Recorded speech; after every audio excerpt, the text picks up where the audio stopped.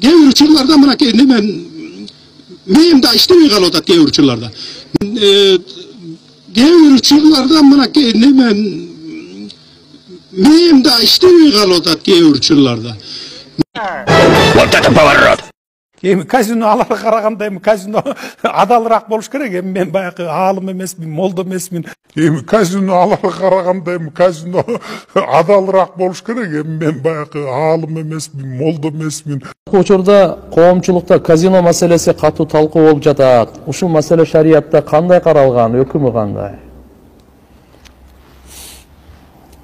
Бул мындай да туугандар. Биринчиден бир нерсени эске алып алайлы.